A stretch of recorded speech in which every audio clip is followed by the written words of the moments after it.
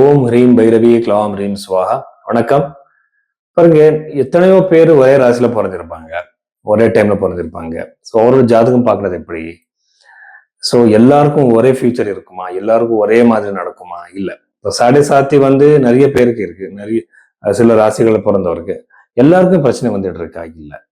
பாருங்க, நான் எப்படி ஜாதகம் பாக்குறேன்னா, ஜாதகம் பார்த்து சில பேருக்கு சார் என்னோட பர்த் டைம் சரியாயில்லை, டைம் சரியாயில்லைன்னு சொல்லுவாங்க. அவரோட ஜாதகத்தை நான் கை ரேகைகளுக்கு மேட்ச் பண்ணி பார்க்குறேன்.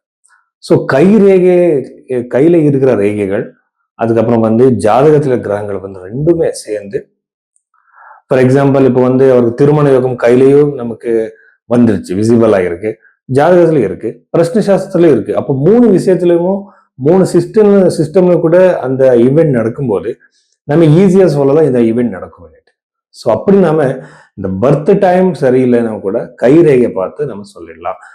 ஸோ ஒருவேளை பர்த் டைம் சரி இருந்தாலும் கூட கை ரேகை பார்த்துதான் ஆகணும். எதுக்குன்னா கை ரேகையில தப்பி இருக்காது, ஜாதகத்துல தப்பி இருக்கலாம். ஸோ அப்படி நான் மல்டிபிள் வேஸ்ல ஜாதகம் பார்த்து ப்ரெடிக்ஷன் கொடுக்குறேன். ஸோ உங்க ஜாதகம் அப்படி பார்க்கணும்னா நீங்க பைரவி ஆஸ்ட்ரோல நீங்க உங்க கன்சல்டேஷன் நீங்க புக் பண்ணலாம்.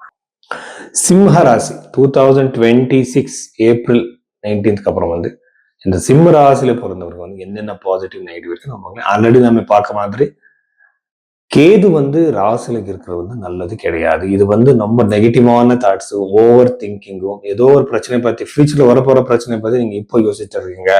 இது ரொம்ப தப்பு. ஆனா அந்த தாட்ஸும் கண்டினியூஸா வருது, உங்களை கண்ட்ரோல் பண்ண முடியல.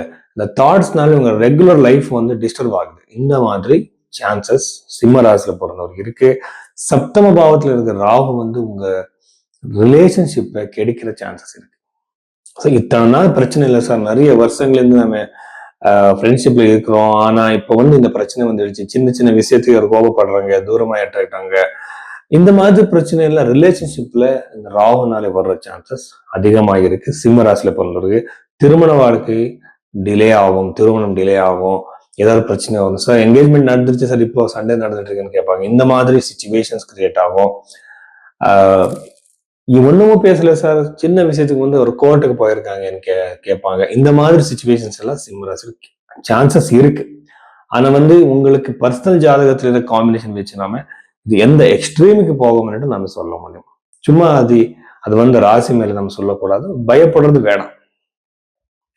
அஷ்டம பாவத்துல இருக்கிற பிளானட்ஸ், சப்தம பாவத்துல பிளானட்ஸ் பார்த்தா கண்டிப்பா நீங்க இது டிலே பண்ணிதான் ஆகணும். ஏதாவது சண்டே வரும், மிஸ் அண்டர்ஸ்டாண்டிங் வரும், ஜாகிரதை இருங்க, வார்த்தை மேல கண்ட்ரோல் வைங்க, அனவசியமா பேசாதீங்க.